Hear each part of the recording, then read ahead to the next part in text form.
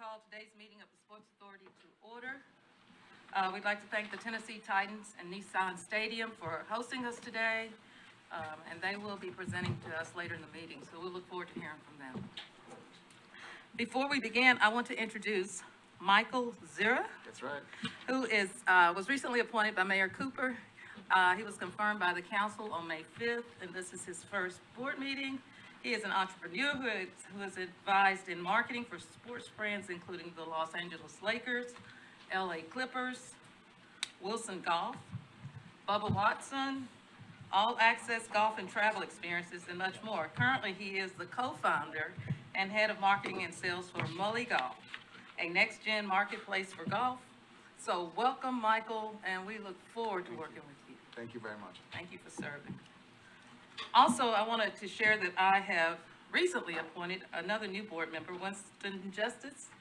Here, if you were not here last week, you did not have the opportunity to meet Winston. Winston has agreed to serve on our finance committee. And just to tell you a little bit about Winston, in case you missed it, you know, we've got some really strong board members coming on, so I want to make sure that you know what we're working with. But Winston previously played in the NFL for the Philadelphia Eagles, right? Lakers would be nice. The Indianapolis Colts and the Denver Broncos. Currently, he is a wealth management advisor with Alliance Bernstein, and he is a finance adjunct professor at Lipscomb University. So Winston, thank you for agreeing to serve on our finance team. And last but certainly not least, we have with us today District 5 Council Member Sean Parker, and we want to welcome and say thank you for being here. Sean, there's Sean. Hi, Sean. Thanks, Sean. Thank you for being here this morning. At this time, we will have considerations of the minutes from the May 19th, 2022 meeting. You should have received those minutes on this previous Friday. Hopefully you've had an opportunity to review. If there are no questions or comments, I'll entertain a motion to approve. So made. Is there a second? Second. Okay, any discussion? Thank you, motion passes unanimously.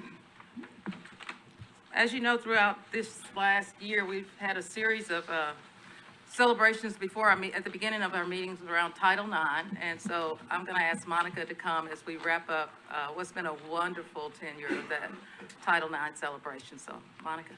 Well, it's hard to believe that a year has passed since the board voted to approve a resolution commemorating and honoring in the upcoming 50th anniversary of Title IX.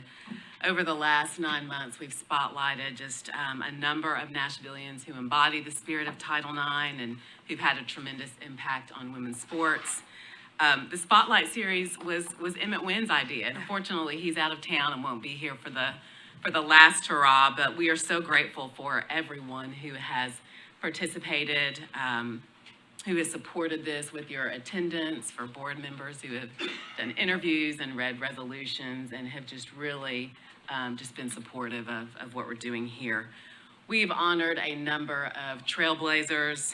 There's so many more that we could have recognized, leaders like Mary Nell Metters, the TSU Tiger Bells, Tracy Calkins, Nashville Business College, and of course Pat Summit. And if you look in your binders, you'll find short bios of each of these people, but they've had a remarkable impact on women's sports in Middle Tennessee and throughout the state.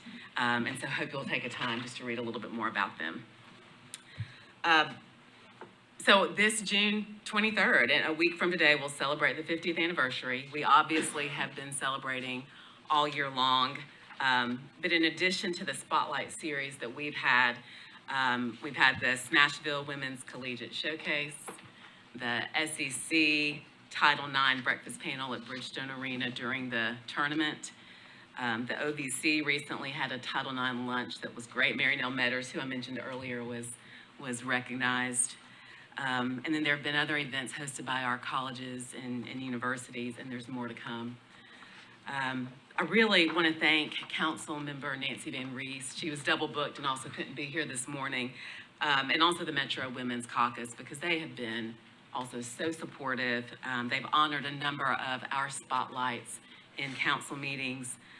Also, a resolution recognizing the 50th anniversary is on the consent agenda for Tuesday's council meeting, and I understand that it has about 20 sponsors at this point, and so we're just really appreciative of the council and the work that it's done in support of this year. So our Spotlight series is coming to a close, but we do hope that you'll just continue to celebrate. You may be familiar with Nashville Sights from the tour company, and they've released a Tennessee sports history driving tour, which was funded by the Metro Historical Commission Foundation. And the tour looks at women's athletics before and after the passage of Title IX, and it's narrated by Renee Schultz, who you may have met, Michelle Brock, Betty Wiseman from Belmont. She's the Associate Athletic Director and Senior Women's Administrator at Belmont. We've included, and you can get some, I think, on the table. I think they may be in your binders, but there's a QR code if you want to take a look at the tour, and so we encourage you to do that as well. So in closing, we just want to show you a brief recap video from our Spotlight series. This was produced by Derek Moore, our intern, who you met a couple of months ago, and I know you will enjoy that. Oh, those were we missed that part.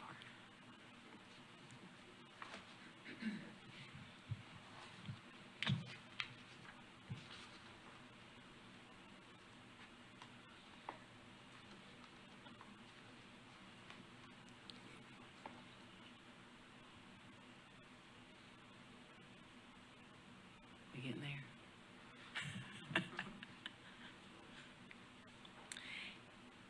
If you want, I could give the executive director's report, or we could keep waiting. Okay. They're working on it. Let's take a few moments to get that video together, and we will move ahead with the executive director's report. Okay. Monica? You have the agenda before you, and it really is straightforward. The board will receive a report and a recommendation from the Personnel Committee, as well as reports from Geodis Park and Nashville SC, and also, of course, the Nissan Stadium Titans report. I mean, that's really it. It's nice when we have a really brief and straightforward agenda. That does not happen every month. A few other things I wanted to share. I had the privilege this week of attending and participating on a panel at the Convention, Sports, and Entertainment Facilities Convention in Tampa. And you all know when you travel, everybody in here, and you tell people that you're from Nashville, people get very excited. The reaction is pretty strong. I met Rob Higgins, and very, very complimentary of what's going on here in Nashville. And there's just so much interest in what's going on here in Nashville. And so I think it was a real reminder to me that it's just so important, that we lead well. I think we have a lot of talent and a lot of people who are doing this for the right reasons, but everyone is watching. And that was very clear to me as I spoke with people who just could tell me everything that was going on in this city. So I think it's something just to keep in mind as we do what we do here. On Tuesday, while I was out of town, the Metro Council had the third reading of the FY23 capital improvements budget. We had some proposed edits to First Horizon Park, which were sponsored by Councilmember Van Rees. But I do want to thank Don Deering, who is our board liaison to First Horizon Park, for being there. And he attended Budget and Finance Committee. He stayed for the board meeting, was there with Adam English from the Sounds to make sure that any questions that council had were answered. And so we're really appreciative of that. On the women's sports front, our consultants at CAA Icon have just about finalized the presentation packets for the NWSL and the WNBA. We've received letters of support from a number of our partners and teams in the mayor's office and the Sports Council, the NCVC, Councilmember Van Rees again. And so, again, just want to appreciate everyone who has been supportive of this effort that we're still pushing towards. Good news on First Horizon Park. At the April meeting, we reported that there appeared to be some new leaks, right? We've been working on roof repairs, trying to resolve those. They did the inspection and it was condensation. So there are no other leaks. They're just about done with that project. They have some masonry tape to add, but other than that, that project is done. So we appreciate the work that the Sounds have done and overseeing that. And of course, the funding that we received from the council. Are there? Monica, along with the comments about Tuesday night, my cohort here, Adam English and I were there, and Council Member Withers passed on a great compliment to the council members that he attended the finance and board meetings here of the Sports Authority, and he recommended that all of them take an opportunity to come here and hear that we do an outstanding job. And I think that speaks a lot to the members of this board. Thank you. Thanks for sharing that. Yeah. Are there any questions? Yeah. As far as the Women's Sports Initiative goes, have we had any contact with potential ownership groups? Has anybody reached out wanting to participate in these discussions with regards to coalescing around one of these two efforts? There has been some interest, and I think it's been very positive. Not able to say a whole lot more right now, but there is some interest, and we are still hoping that there may be more. So understanding that you can't share anything, I get that. Is there anything that we can be doing as a body? I mean, we're doing this uniquely, right? We've sort of upended the process of being a city raising its hand first before an ownership coalesces. Is there something that this group can do to start engaging people that might be that might want to be engaged in that effort? Is there something that we should be considering or brainstorming about? I think that that's something that the Women's Ad Hoc Committee and the Advisory Committee really need to probably meet and talk through. There's been a tremendous amount of media attention, and we are really grateful for that. There's been, there was an article about the WNBA and the Athletic. There's been just a lot of media attention, and so we think it's positive. We're trying to ask questions. We're trying to get answers. Where the leagues, both the NWSL and the WNBA, are actively, I think, preparing for expansion, and so we're waiting for more information on what that might look like in the coming months. Thank you. I have one Yes. question.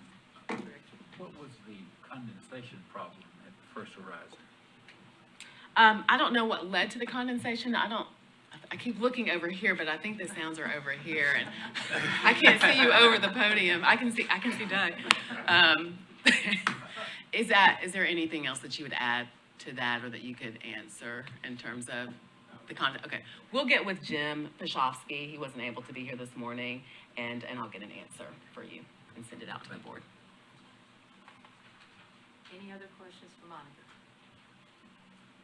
Okay, As always, a great That's all. report. Thank you. concludes my report. We're very happy that you had the opportunity to travel and to really try to gain more knowledge and experience around the work that you do. And we know that you'll be sharing a lot of your learnings with us. So we appreciate the opportunity that you had, and glad that you were able to make that trip. It was wonderful. Thank you for the opportunity. Are we prepared for the video? Okay. Title IX. And I would go to my father's house every weekend, and my stepbrothers would always have someone for me to race. Every weekend I would beat this boy, and then next weekend, oh, we got somebody else. I beat that boy. So I believe my training came through racing all the neighborhood guys. So diving, and wanted me to coach men's golf because I played. Stark's first challenge, form a team from scratch. I put signs up. You can find someone. First year, the walk-ons, just take them. Whoever can play. There wasn't a locker room really for the women because there was no plan. I am truly a product of Title IX, and without Title IX, I would not have had the opportunity. Well, when I look back at it, it was nothing but hard work, but I'm proud that we did it. And we did it before Title IX. None of them were in Title IX because they done it in 1960, 64, and 68, and 56. And taking student athletes, in particular, basketball players, men and women, to other parts of the world to love kids, to love on people, and to use a basketball as my means of connecting. You're recruiting players to help them grow, and you know that you're going to have them for at least 4, sometimes 5 years, and you help them to develop not just on the court but off the court, and that's something in college basketball that I really love. Every time I got to get to graduation, it's the best day of my life. I could cry right now. It's the best day of my life because you see young people, some of whom you did not think were going to make it, actually go, and then some who were just great and come across that stage, just and just that pride and that excitement. And I tell everybody, you know, why work on a college campus if you don't care about people getting educated and bettering their lives? After Title IX was so prevalent and what have you, I insisted that something had to be done. You know, I'm proud of the progress that's been made, but I hope that it just turns the pressure on for us so that we work really, really hard. The other thing is, and I feel like it's important to say this, people say Title IX and it's like everybody looks to the women. I would say to the men in the room, like, Title IX should be it's an opportunity for all of us to embrace the fact that there need to be more opportunities for everybody. And it's like anything else, if women are going to have the opportunities that they deserve, men have to decide it's important. Well,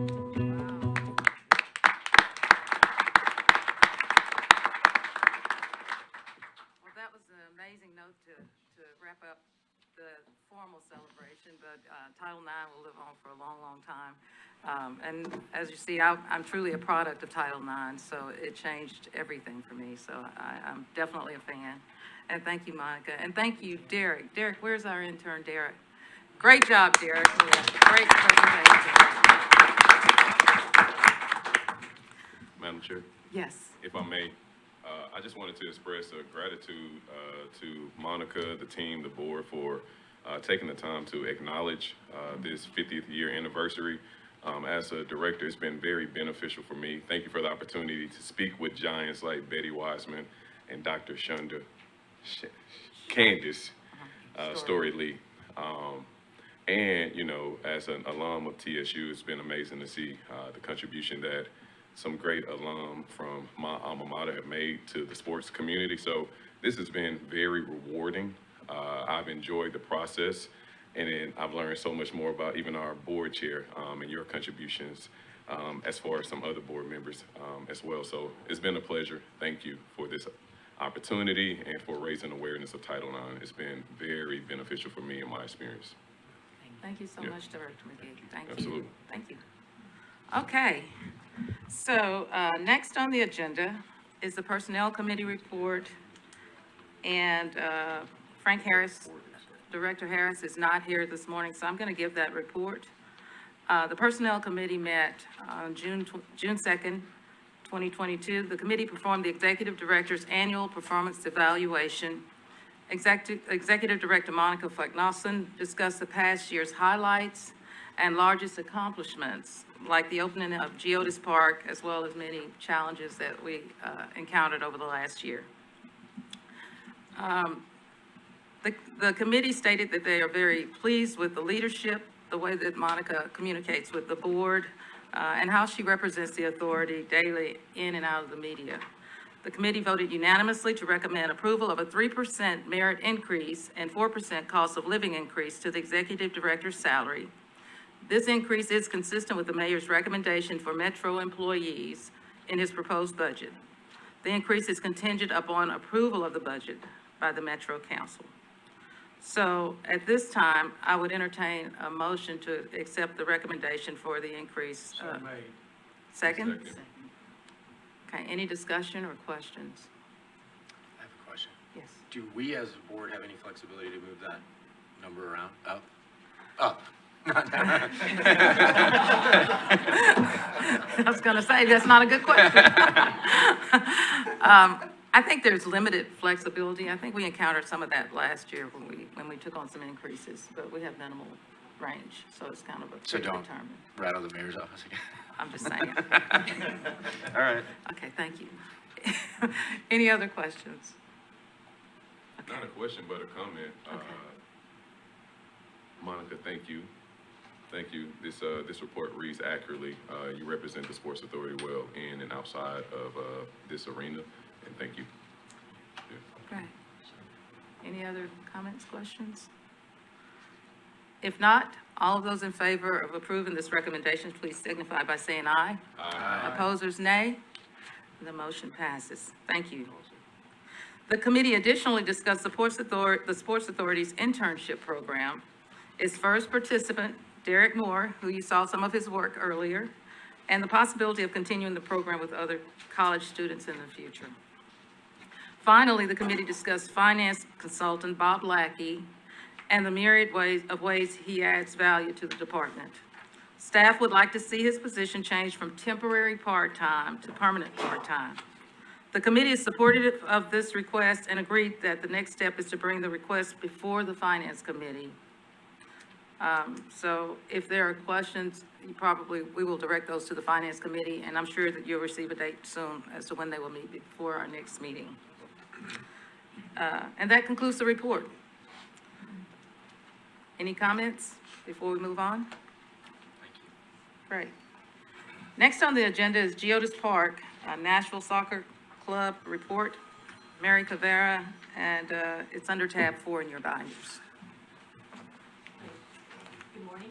Good morning. On behalf of Nashville SC.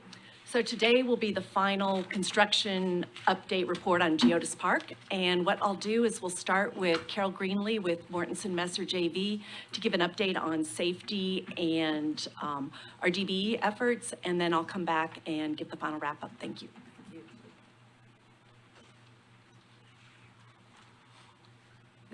Good morning. Good morning. Sad that this is our last one, but, things must end. Today I'm going to give you a walkthrough as to what has taken place on our journey through Geodis Park. From the beginning, as you know, we'll pull up our slide 1 on DBE. Carol, can you We have had, down a little bit so we can hear? is that good? That's good. We have had no injuries. The little minor injuries. And that is what I like to start with. No injuries. Everybody that came on the site healthy, went home healthy. And that is a milestone in itself.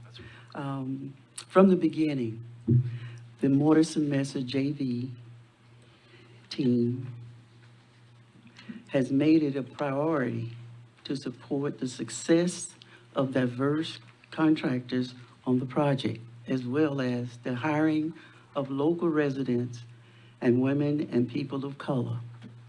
With substantial completion of the project, this was as of March 2022.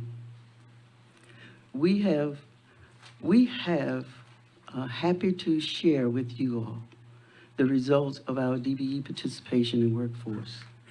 We are extremely pleased, having achieved 36% DBE participation through March 2022, for surpassing our goal, as you can see, of 30%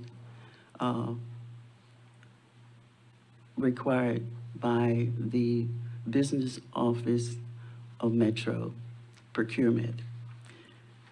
This represents 81 total SMWBEs, and of this 81, 52 were Tennessee-based DBEs.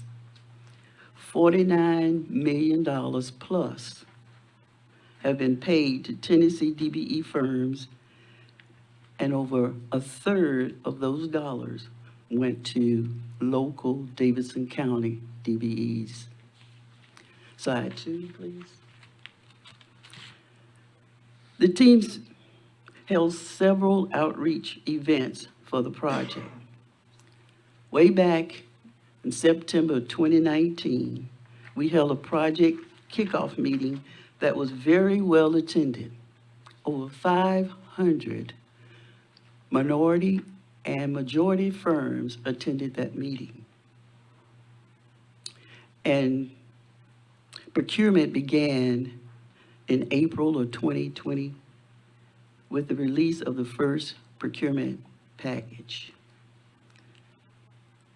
In the midst of a global pandemic, we held 6 virtual pre-proposal meetings that had hundreds of people from DBE firms and majority firms from across the country participating.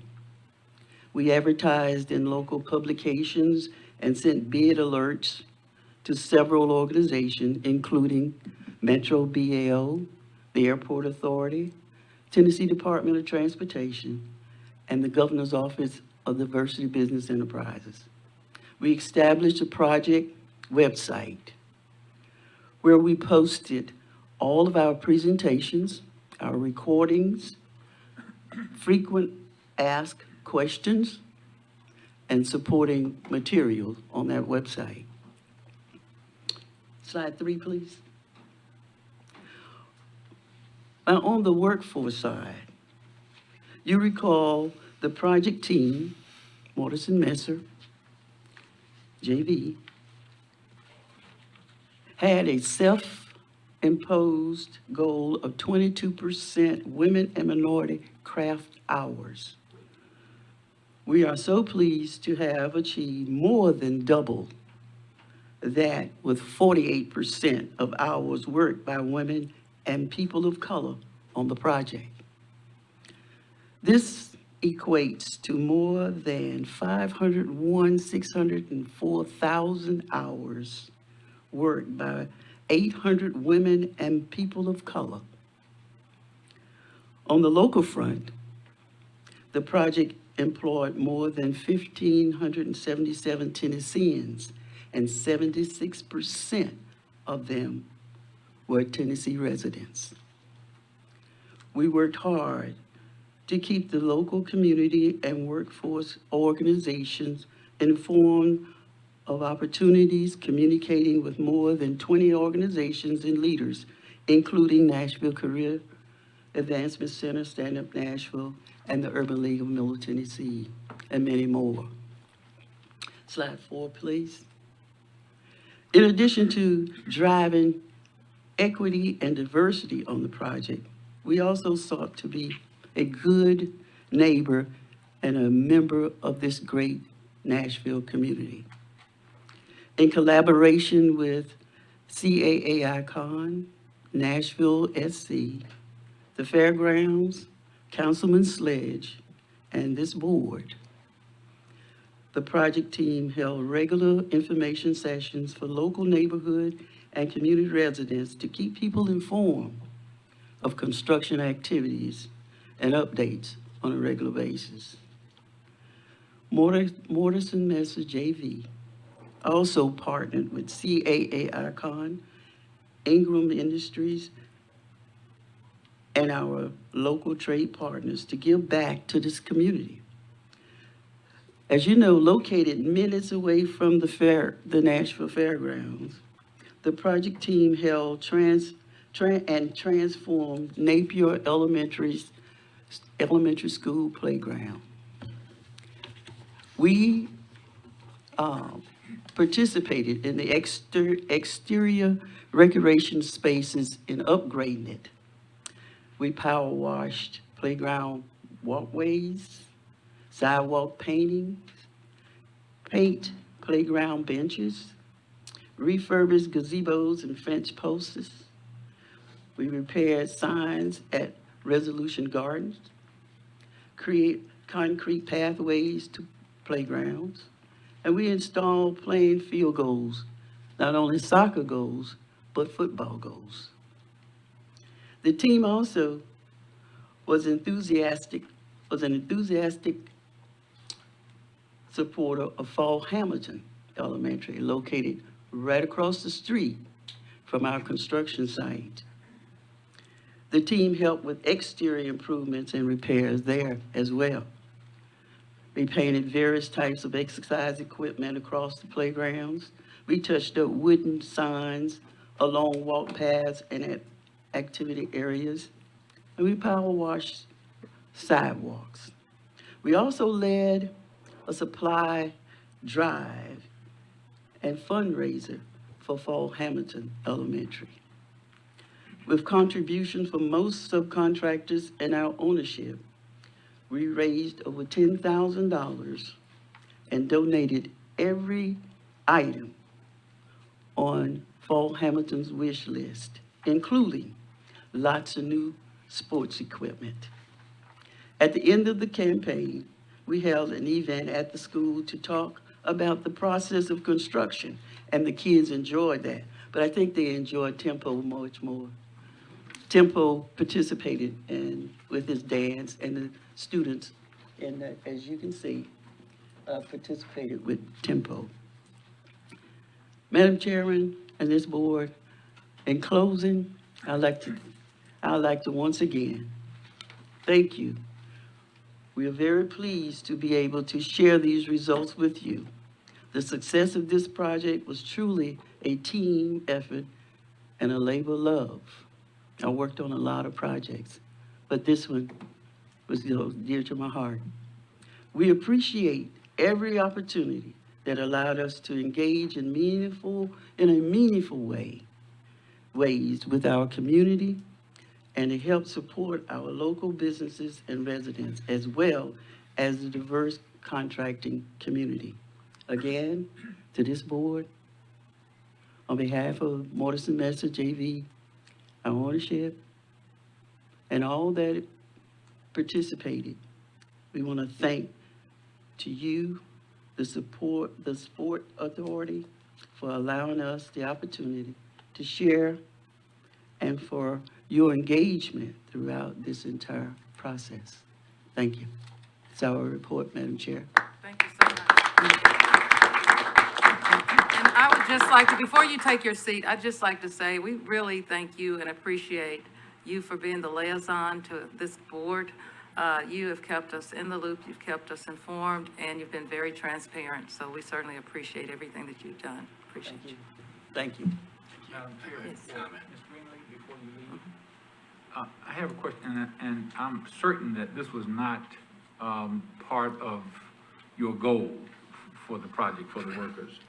But I'd like to know if there is an opportunity for you to track the workers, that these, 1,577 local workers who were on the project, to find out if any of those workers develop their skills to the point that they could develop their own companies. That's just a question. It's something that came to mind when I saw the number, and would like to know if there's any comment that you could make on that. Several meetings ago before this board, I presented information and testimonies from various SMWBEs, and one that comes to mind in particular is the one that I presented where the father of a company, of an SMWBE company, minority company, is about to retire, and he's bringing his son along, mentoring him to take over the company. That's one that comes to mind. That particular company has been around for years, and the father is retiring, and the son is currently is the PM executive over at a major construction site right now, trying to earn his father's good graces so he can take over the company. And that's the process that I've seen happen throughout this particular construction project. That's not the only one, but that's the one that we presented here several months ago. Thank you. Yeah, first a comment and then a question. This has been a remarkable ride for us to be on, and watching this stadium come out of the ground, as breathtaking as it is memorable unto itself. But the fact that you guys have exceeded expectation in every measurable category should also be noted, from safety to DBE participation to overall cost. I've never seen that before. So that's a remarkable accomplishment unto itself, and I'd like to thank you for that. But I do have a question, and I don't know if this is a question for you or someone else on the team, but I notice here in the packet that you're 8% under budget, right? You're 28. Okay, then I'll hold. So, looking back on my calendar, it's been 5 years that we've been talking about the soccer stadium with the Sports Authority, with the Fair Board, with Council, and the administrations during that point in time. And so I'm pleased to say this is the final time that you'll hear about the construction of the stadium. Carol shared some of our great news. So on May 1st, we opened the stadium, and I know a number of folks here were in attendance there. We had over 30,000 fans. I think you would describe the atmosphere as almost electric. People were just excited. They were thrilled to be there. On the field, we tied Philadelphia, so it wasn't a loss, not a win, but we're okay. And the team continues to do well. We're still supported very much by all the Nashville fans, and we'll be back out on the pitch Sunday on Father's Day against Sporting KC. So that's kind of the pitch from the team. Kind of just going straight to kind of the gut of the matter. So the stadium project budget was $354 million. That includes the stadium of $335 million, and then what we call the site improvements, which is the area immediately surrounding the stadium, and that was about $19 million. We came in at a total of $326 million, and we also were able to complete the project 7 weeks early. So from an ownership standpoint, we're thrilled. I think that it could not have happened without the collaboration of the various Metro departments with our construction team. And I think in our case, COVID actually helped. We had very few supply chain delays until the very end. I mean, somebody had to benefit from it. So, everybody knows we had challenges in the beginning, but once we started construction, it went very, very well. Mortensen Messer is almost 90% closed out with the subs, so we don't expect any further surprises. There's just a few, what I'm learning to call day 2 minor operational improvements that the team's taking care of. And if you think about it from a construction standpoint, the only open items are there's some limited light fixtures that were damaged in the tornado, and those have been affected by the supply chain. We have temporary ones in place right now, but those should be resolved this month. And we're working through some sod issues on the Northeast Plaza, but nothing that prevents us from operating. So, I couldn't be, more proud to be at this point, and very, very thrilled to be here. The other item that I want to share is, a key component of Geodis Park is our lease with the Sports Authority. And basically, the rent payments under the lease are designed to support the underlying debt payments under the revenue bonds. The remainder of the cost of the stadium, the team has paid for that itself. And so the bonds were issued, as a reminder, back in December of 2019. There were interest-only payments that had been funded by capitalized interest, and what that means is when the bonds were issued, Metro, or the trustee, held back some money in its bank account, and they've been paying the bondholders. So the next revenue bond payment is due August 1st, and this one is a total for $3.1 million of interest only. About half of that is covered by capitalized interest, which is already in the bank account. The other $1.6 million is being covered by ticket and sales tax that we've been able to collect and deposit with Metro. So the next bond payment is totally funded. After that, the next one is not due until February of 2023, and I believe principal payments really don't start until 2024. But it's just showing that this is actually working the way that it was intended, and there'll be more to come. So thank you for that. This $28 million surplus, is that a cash surplus, or does that then translate into a bond reduction? How does that work? So if you think about it, the total cost is, turn my page, 326 million. So the proceeds from the revenue bonds were only a net of 214 million. And so the difference between that is cash that the team has paid to cover the construction Got it. costs.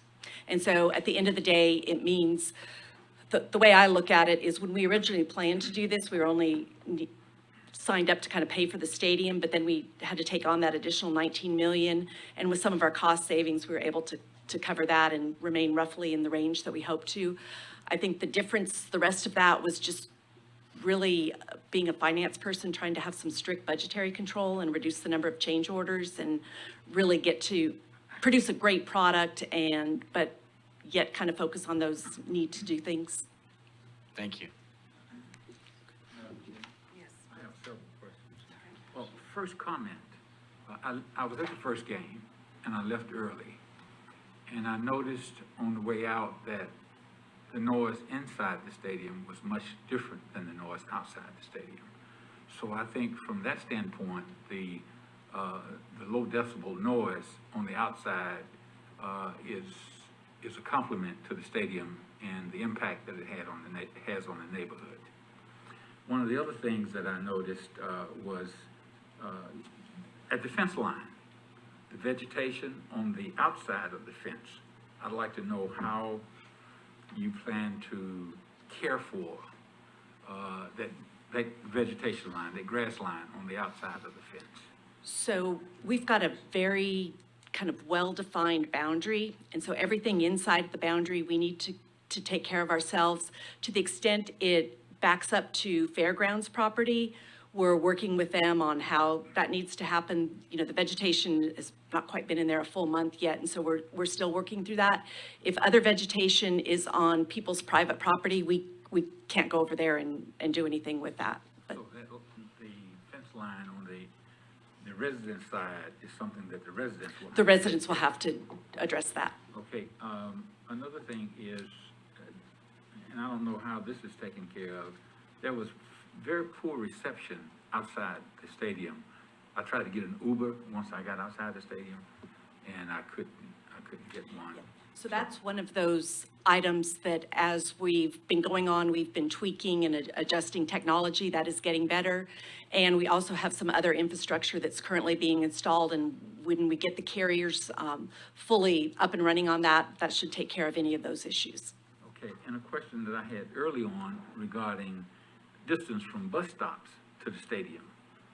Do we have any answers on that now? So the bus stop that runs on the weekends is on Nolensville Road, and it's near the intersection of Wingrove and Nolensville Pike. And if you think about where the Expo buildings are, it's near Expo 1. And so once the infrastructure project is complete, people will be able to walk, you know, in front of the fairgrounds up Benton Avenue and to the stadium. We also recently participated in a review of the fairgrounds campus with their commissioners and other parties to review ADA access and things like that. And really, once the infrastructure is done, it will solve a lot of things. We also identified some things that we could do to remove, that we could, you know, from the team's perspective, that we could help do to remove those barriers for others. The other bus stop is on near Wedgwood and Bransford Avenue, and that does not run during the weekends. And we're continuing to talk to WeGo to see if we can change that in the future. What is the greatest distance from the furthest bus stop to the stadium? It's less than a quarter of a mile and maybe an eighth of a mile. That's just, you know, we can't get WeGo to go places they don't have a schedule. I'm just interested in the walking distance for, Yeah. you know, those attending functions at the stadium. Yeah, and we've got folks that as people have kind of found places to park, we know that there's some that are walking over a mile to get there and other ones less. And we've also found that many folks are being very entrepreneurial and offering parking in their local businesses or their homes, even on Bransford, so. Madam Chair, that's all I have. Thank you. Any other questions for Mary? Thank you. Thank you, Mary. Great report, Mary, and congratulations on Geodis.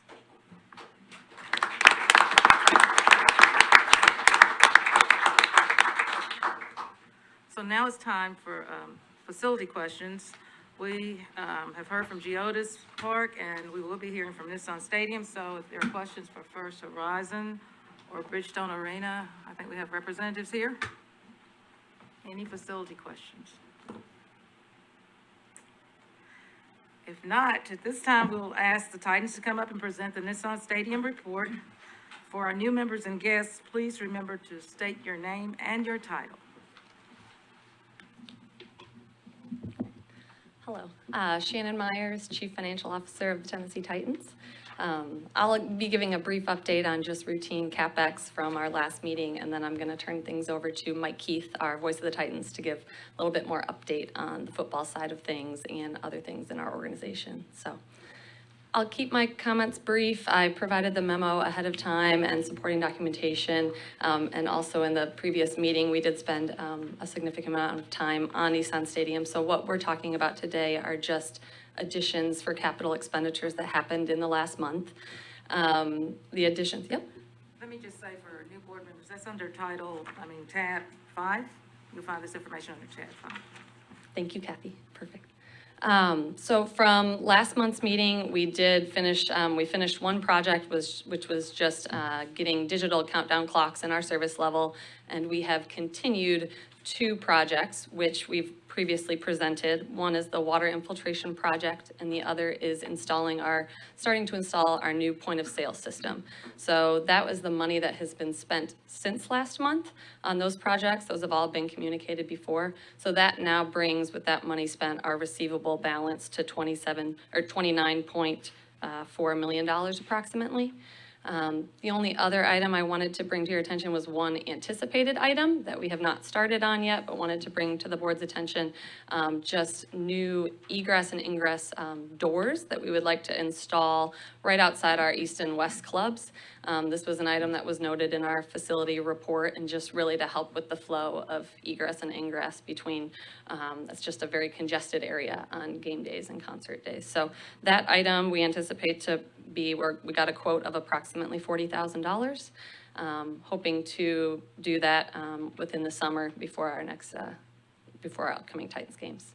So those were my prepared remarks on capital expenditures. Happy to answer any questions on any of that. Questions for Shannon? Okay, thank you. I'll turn things over to Mike Keith now. He's our Vice President of Broadcasting, and you probably know him as the voice of the Titans. So, thanks, Mike. Thank you, Shannon. Good morning. If I remember it right, the last time I was invited to be here, we followed that up by going to the AFC Championship game. So if you'll invite me to the next 2 meetings, that gets us 2 more steps, and maybe we win the whole thing on February 12th in Phoenix. Excited about our football team always. If you talk to the other 31 people who do my job right now, they're all saying the same thing. We're undefeated, everybody's great, everybody gets along, there are no problems. But what I found, and this is my 25th year with the ball club, is you walk away from the off-season program saying, where did we get better? What are the tangible things that you're going to take into training camp when our football team reports back on July the 26th? And we really have 4 areas that I think we've improved greatly. Extremely excited about our secondary.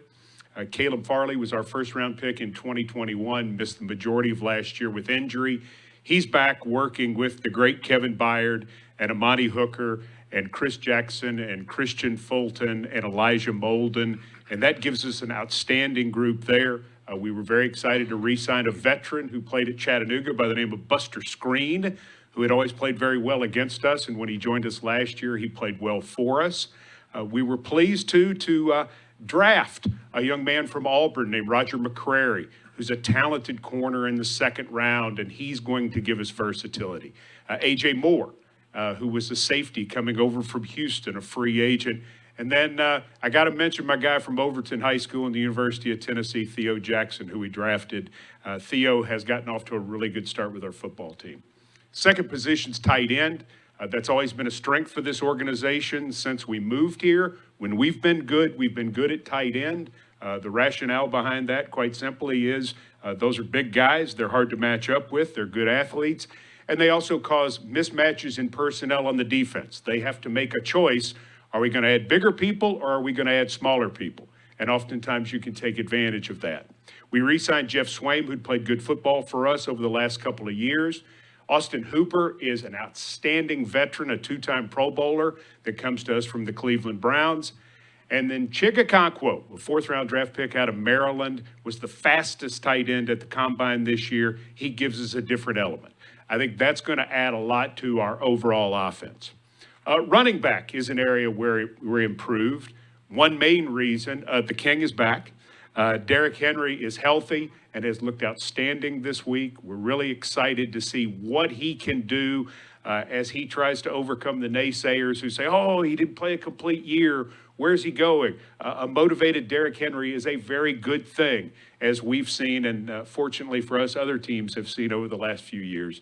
Very excited about re-signing Dontrell Hilliard, who played when Derrick was out last year and did an outstanding job. Jordan Wilkins, who's from Memphis, played at Ole Miss. Excited to have him back in this mix right now. We drafted a player from Michigan named Hassan Haskins, who is 6'2", 228. He's a big back, unless he's standing next to Derrick. Then he looks like the smaller back for sure. But he is a really talented young guy who ran in a scheme very similar to what we do. So we think he fits well. Trenton Cannon comes over from San Francisco, where he was not only a running back, but an outstanding special teams player. And then Julius Chestnut, who I think is going to be one of the fan favorites in the preseason.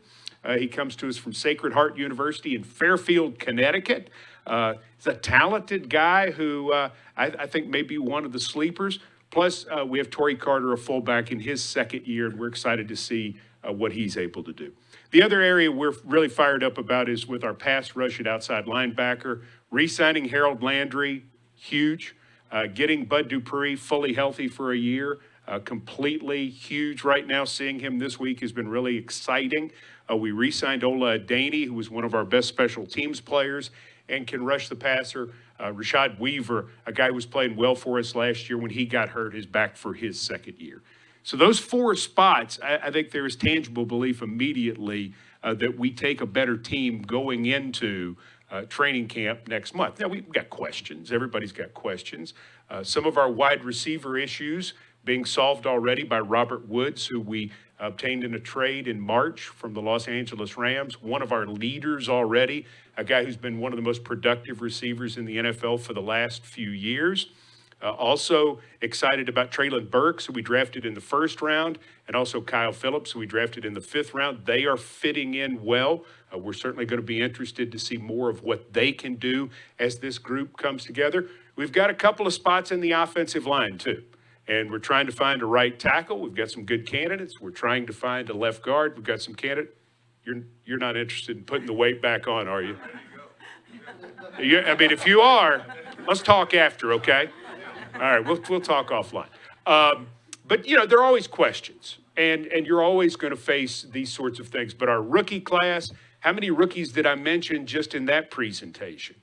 The one I didn't mention was Malik Willis, the quarterback from Liberty, who we were dumbfounded, fell in our lap in the third round.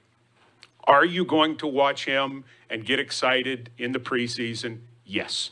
Please be patient. He's in a great situation with Ryan Tannehill and Logan Woodside to be able to learn and develop. But could he be one of our stars in future years? Yeah, I think it's definitely possible. Also excited that we chose to bring back a Vanderbilt man, Zach Cunningham at linebacker. Really fired up about what he's going to give to our defense. And then re-signing Ben Jones to our center, our real leader of the football team, the guy who sets the tempo. So, like everybody else, I wasn't going to come up here and not be optimistic. You know that. But I think we have good reason to be optimistic because we have a track record. 6 straight winning seasons, playoffs 4 of the last 5 years, in each of the last 3 years. And the part that carries over, I asked John Robinson about this in an interview yesterday. I said, what carries over in the NFL? Because every year is different. Generally, you lose a quarter to a third of your team. You lose good players because of financial reasons, and they retire, and it's time to move. What carries over? And he said, what carries over is we now know what good looks like. We've been good. We've been in there with everybody. We've been in the arena with everybody. We got to finish the deal. That's the job. But people at this time of the year, a lot of them are talking about what they think good looks like. We know. And so because we know what good looks like, the level of expectation is there for us to continue on. As some would say, the standard is the standard. And our standard is hopefully to be holding up a trophy on February the 12th, 2023, just outside of Phoenix. That's what everybody wants to do. Certainly, that's what we want to bring home to everybody here. Awesome. Thank you so much, Thank you, Mike. Kathy. Any questions for Mike? Nope. Yes, one question. Go. Do you have teleprompters in your land? Do I have teleprompters in my lens? That's a great idea. Let's talk about that right after when I get with Winston. Thank you. Thank you, Mike. Appreciate it.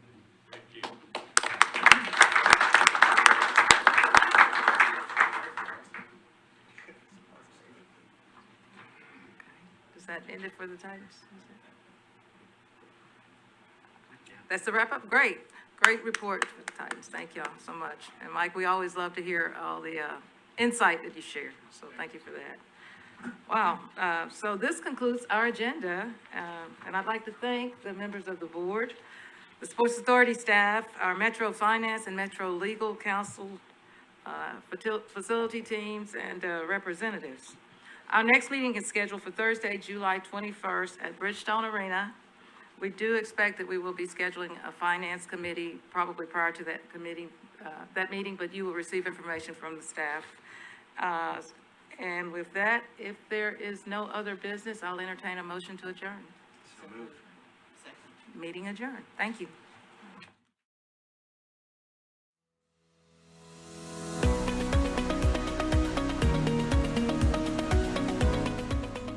This has been a service of the Metro Nashville Network. If you would like to see this presentation again, or for more information on this and other programs, visit nashville.gov.